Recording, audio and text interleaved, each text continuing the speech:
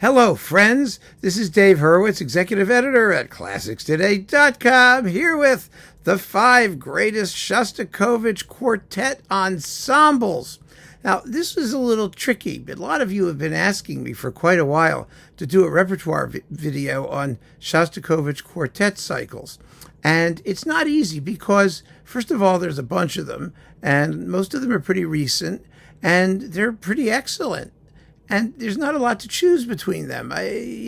For some reason, we go through our musical history, and there are moments or periods where large groups of performers simply are attuned to certain repertoire. They just get it.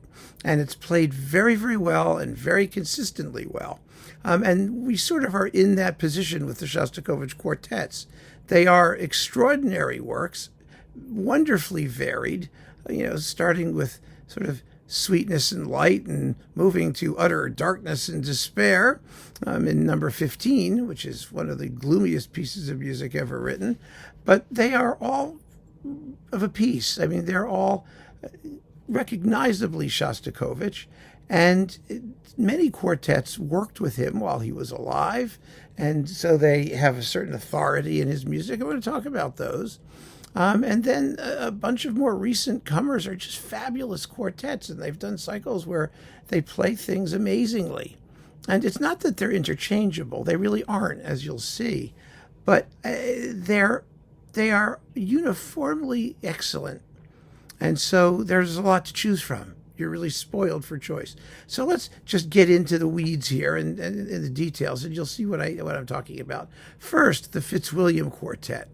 Now, the Fitzwilliam Quartet was the first non-Soviet quartet to undertake a Shostakovich quartet cycle on disc. They studied the works with the composer. They play them absolutely spectacularly with extraordinary conviction, and their cycle has held up wonderfully well. It's beautifully, beautifully done for Decca, in case you're curious, if you can still find it. They were a youthful group, and they play the music with the freshness of a new discovery, which it was for them and for a lot of us as we heard these pieces for the first time. So it's a wonderful set. Next, the Borodin Quartet.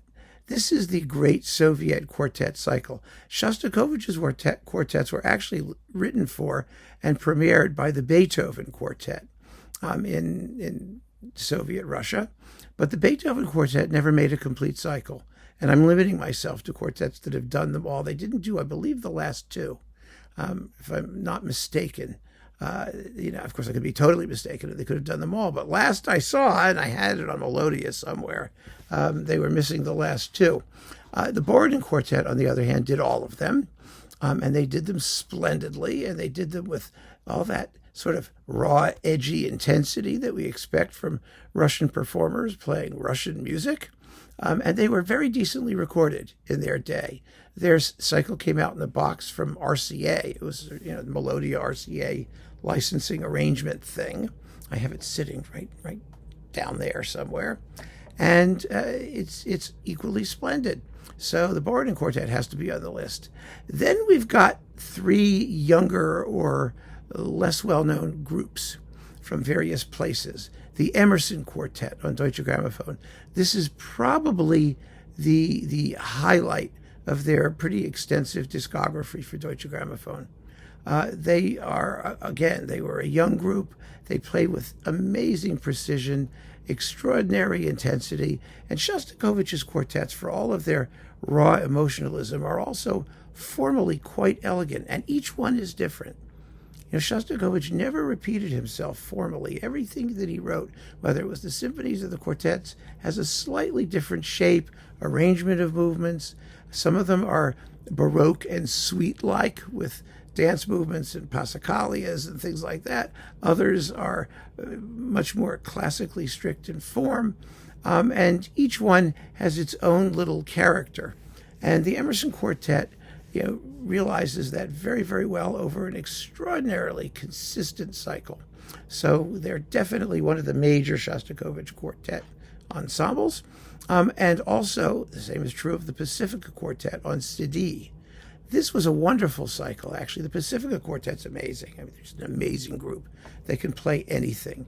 and make it sound fabulous, and they often do. They did spectacular Mendelssohn quartets. They did the Elliott Carter quartets. They do, all kinds of contemporary music, which of course helps when you're doing Shostakovich, because for all that he never quite abandoned tonality, he was a contemporary composer, and his syntax is that of a modern composer, and he requires the kind of collective virtuosity that most modern music takes for granted. The thing about the Pacifica Quartet that made their cycle so interesting was that it was released as a series of 2-disc sets with batches of Shostakovich coupled with quartets by Shostakovich's contemporaries. And that made the whole thing really, really valuable, not just for a fabulous traversal of the Shostakovich quartets, magnificently recorded, but because you got to hear what else was going on in the world of Russian string quartets at around the same time.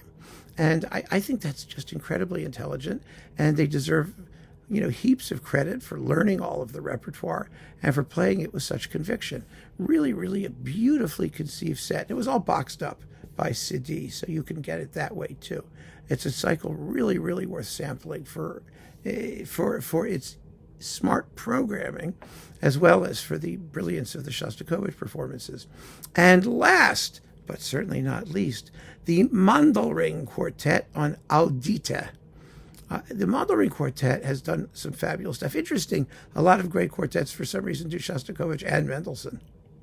Go figure. Maybe because Mendelssohn's Sixth Quartet, the F minor quartet, is one of the most hair-raising and Shostakovichian quartets before Shostakovich. And people would say, "Oh, what do you mean Mendelssohn?" Well, go listen to that. It's an expressionist nightmare of a piece, and really exciting. But they did a very, very fine Shostakovich cycle that may not strike you as the most flashy at first. But one of the things this group does extremely well is that they individualize each work.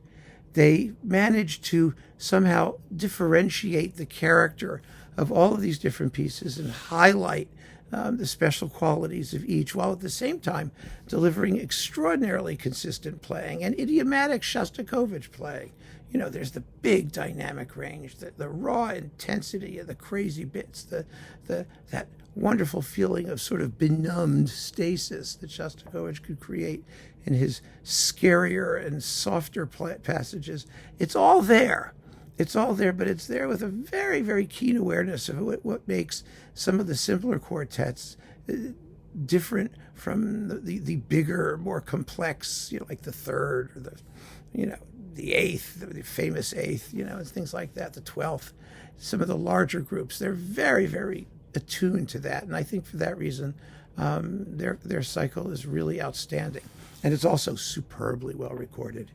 When you've got CD and Audita, these audiophile labels making these amazing chamber music recordings, then Shostakovich is the beneficiary of that, and so are we. So that's my 5. Now, if you want to give me your list of 5, I'm happy to entertain that. You don't have to limit yourself to groups that have done complete cycles, but they, in order to be a great Shostakovich quartet ensemble, you have to have done at least most of them, right? I mean, it doesn't make any sense to have just done, 2 or 3 and say, "Oh, it's a wonderful disc." Anybody could do that these days.